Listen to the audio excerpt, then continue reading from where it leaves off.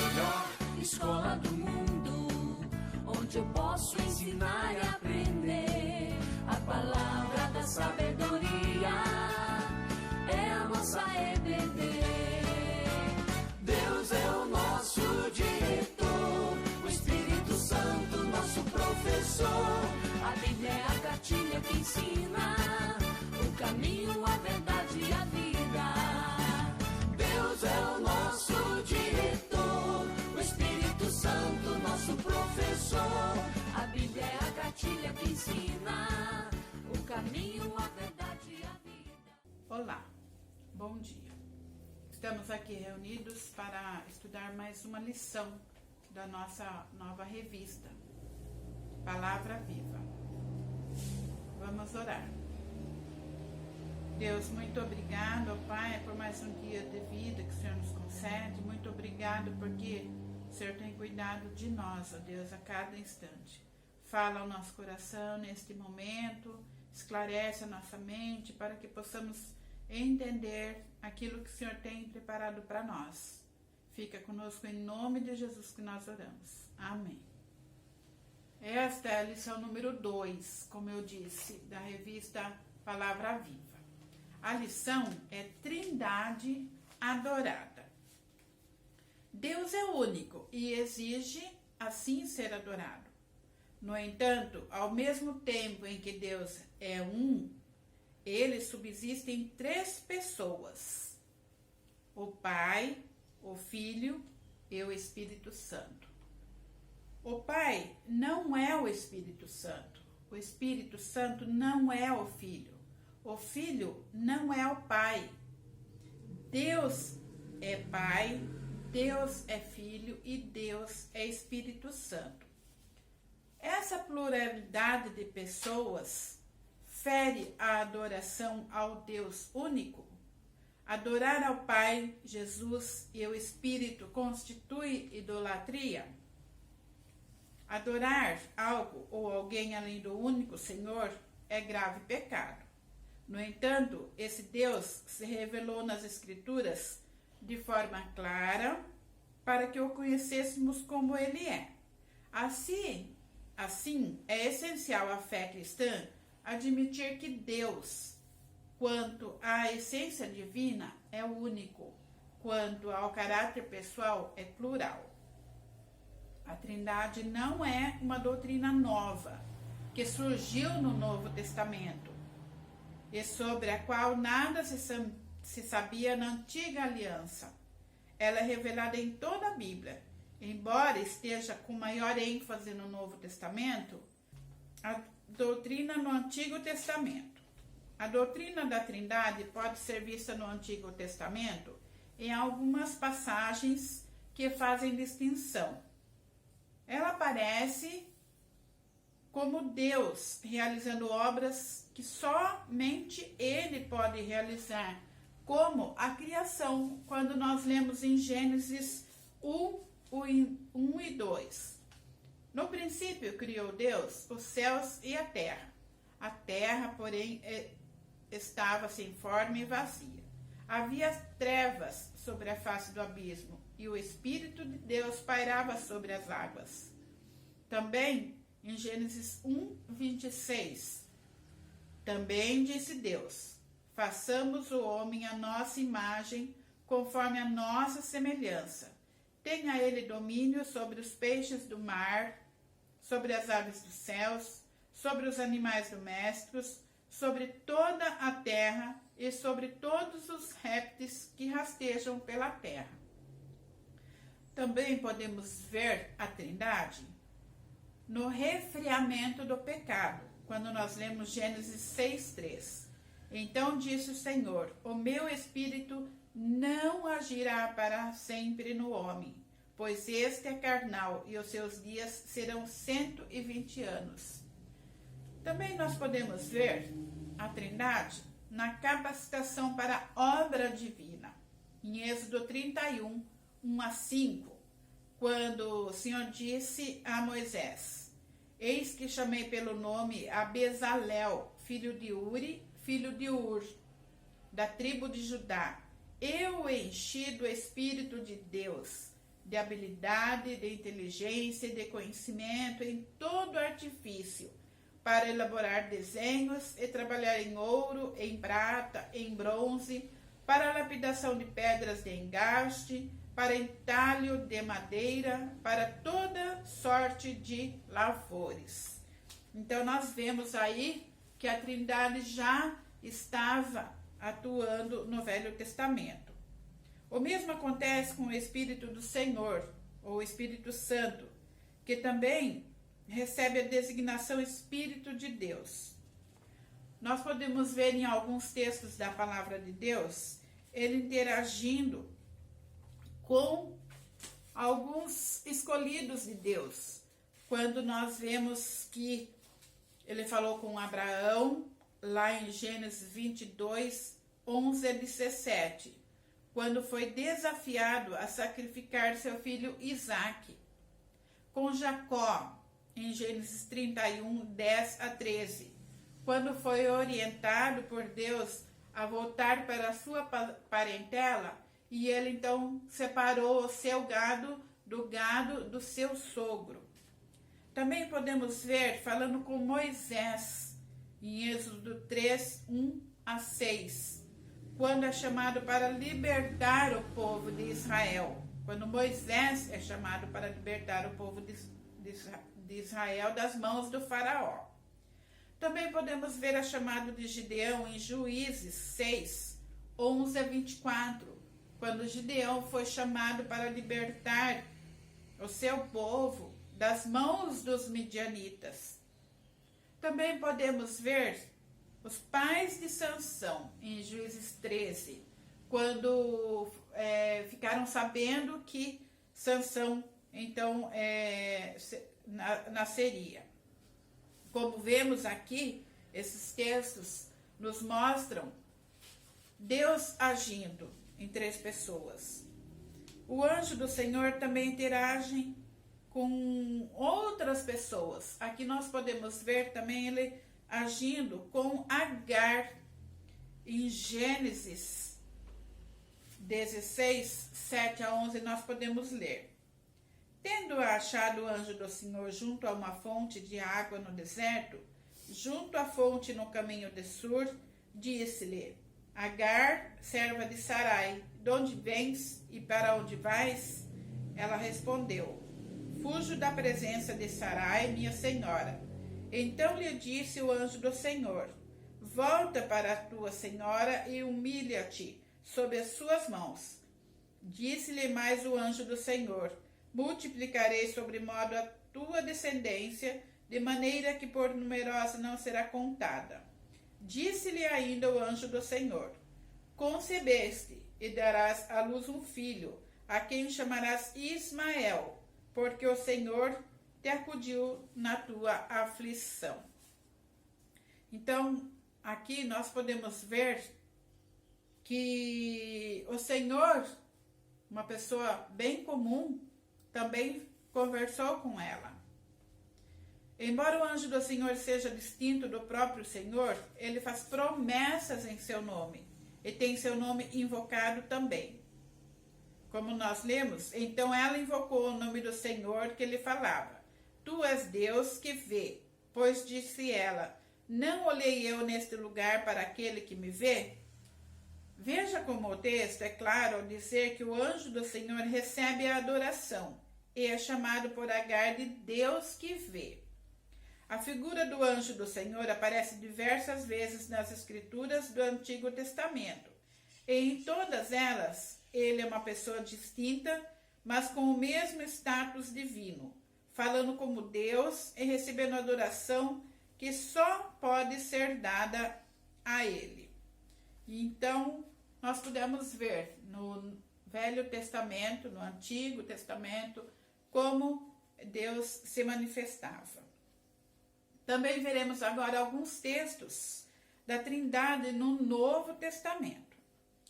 Jesus procede humanamente da linhagem prometida de Abraão, mas ao mesmo tempo é o Emanuel, o próprio Deus conosco. João registra que ele é o Verbo encarnado, pessoa distinta de Deus Pai, mas que também é Deus e sempre esteve com Deus. Nós podemos ver isso em João 1:3.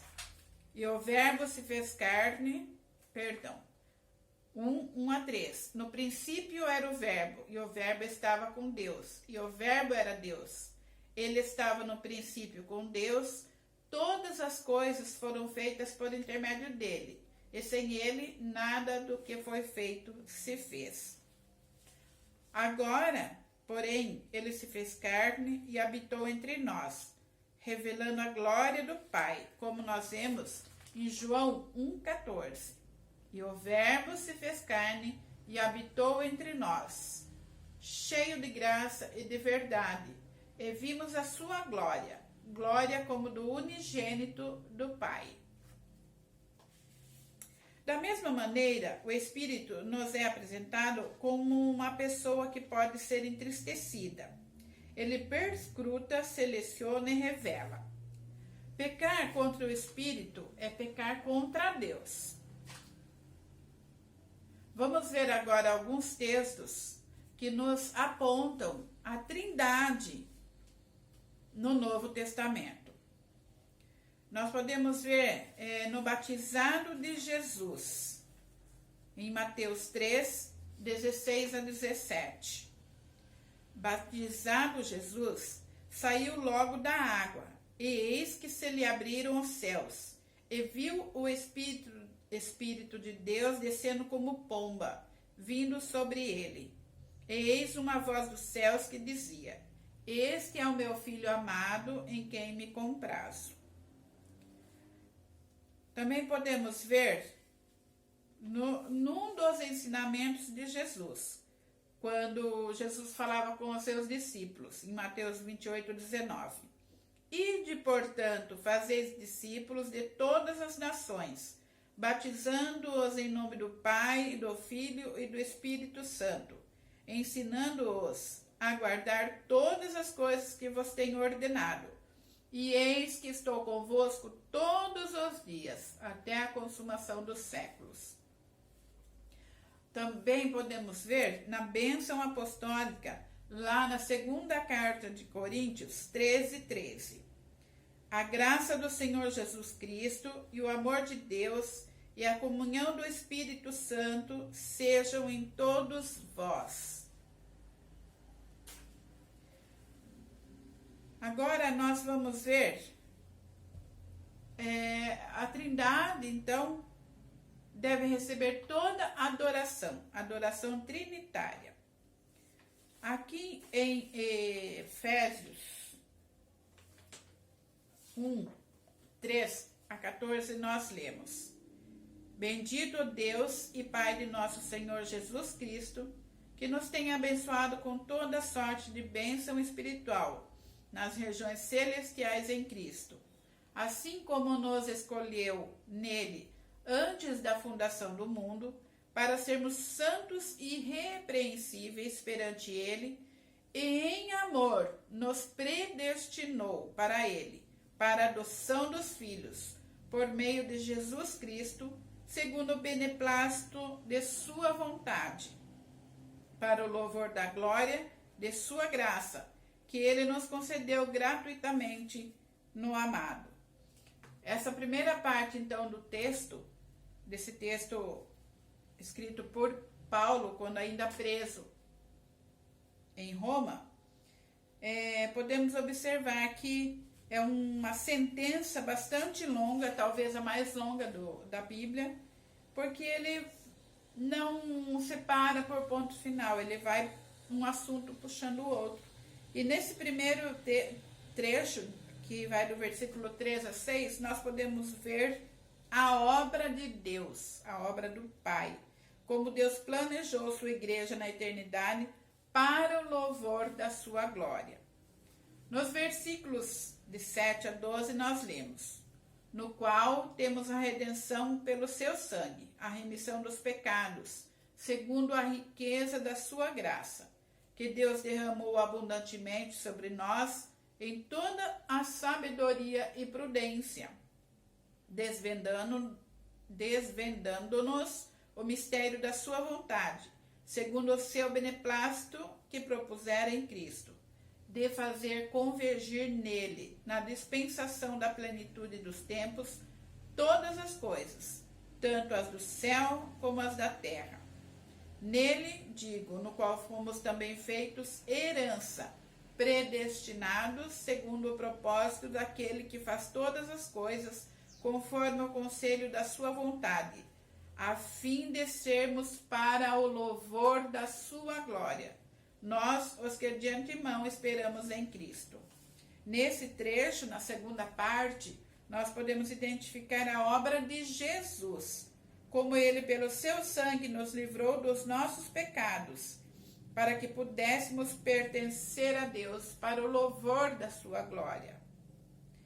No trecho, versículos 13 e 14, nós lemos: em quem também vós, depois que ouvistes a palavra da verdade, o evangelho da vossa salvação, tendo nele também crido, fostes selados com o Santo Espírito da promessa, o qual é o penhor da nossa herança, até o resgate da sua propriedade, em louvor da sua glória. Aqui é a obra do Espírito Santo.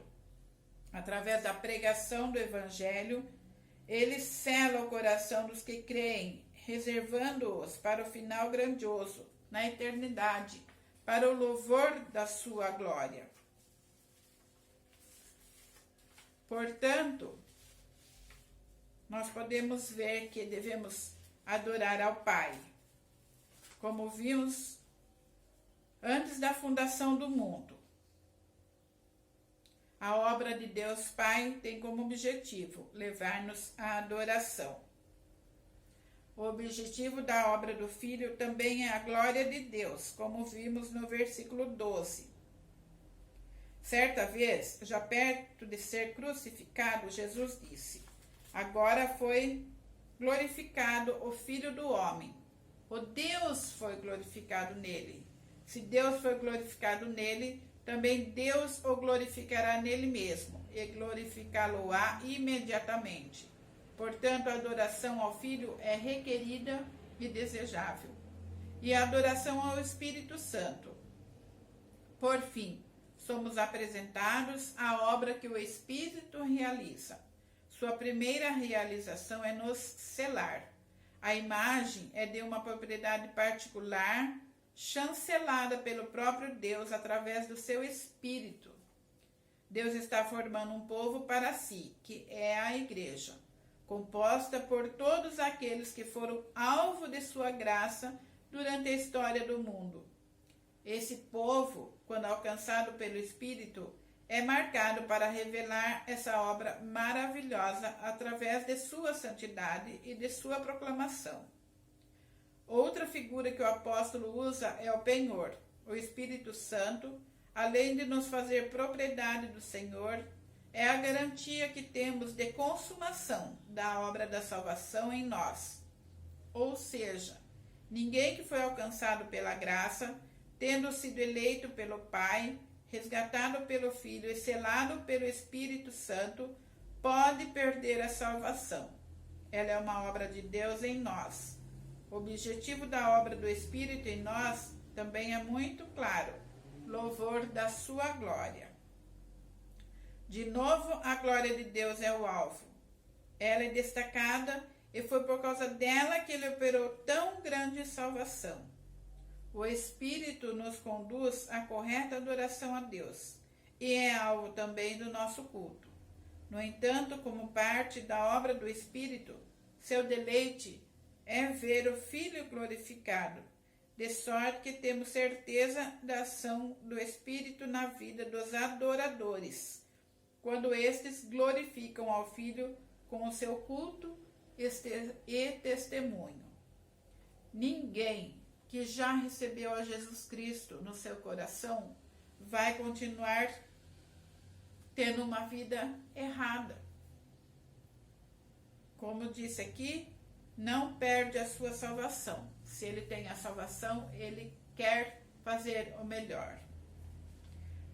Concluímos, então, que como Deus se revelou em Trindade Santíssima, ou seja, um Deus em três pessoas, assim ele exige ser adorado. O Pai, o Filho e o Espírito Santo devem ser reverenciados, cultuados e adorados. E essa é a verdadeira adoração ao Deus único. Adoramos somente um Deus revelado em 3 pessoas da mesma essência, para o louvor da sua glória. Vamos orar? Deus, obrigada pelo estudo que nós pudemos ter, pela tua palavra que foi lida, que o Senhor esteja habitando os nossos corações, esclarecendo, ó Deus, aquilo que nós não compreendemos, mas que nós sabemos que o Senhor é o Deus que está acima de todas as coisas e opera a tua vontade nas nossas vidas. Perdoa, Senhor, os nossos pecados. É em nome do teu Filho amado Jesus que nós oramos. Amém.